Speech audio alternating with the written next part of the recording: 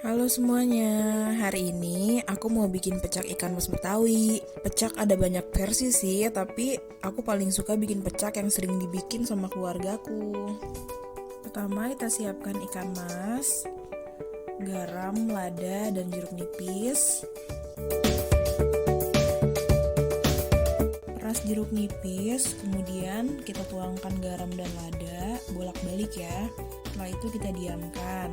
Selanjutnya ada bahan buat pecak. Di sini ada cabai keriting dan cabai rawit sesuai selera, kaldu jamur dan garam, jeruk nipis, 1 ruas jahe, temu kunci, terasi, setengah bungkus permen, dan 8 siung bawang merah.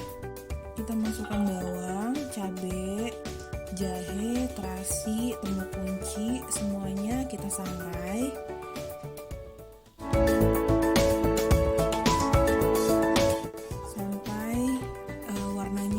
Gosong kayak gini ya, agak gosong kayak gini.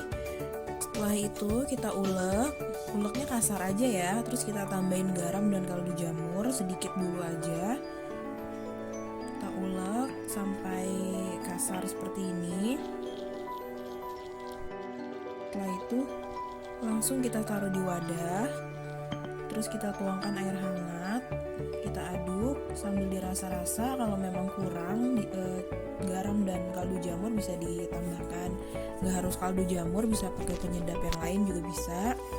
Terakhir kita tambahkan jeruk nipis, bisa limu atau cuka ya. Lalu kita goreng ikan yang sudah dibumbui tadi sampai berwarna kecoklatan dan garing.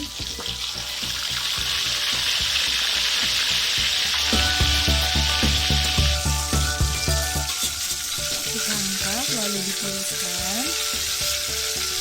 Setelah sudah ditiriskan, kita persiapkan untuk kita siram dengan sambal pecaknya. Kita taruh sambal pecaknya di atasnya.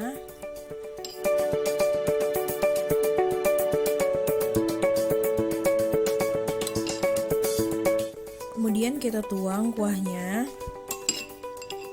Sebaiknya kalau udah dituang kuah kayak gini, kita langsung dimakan pakai nasi ya.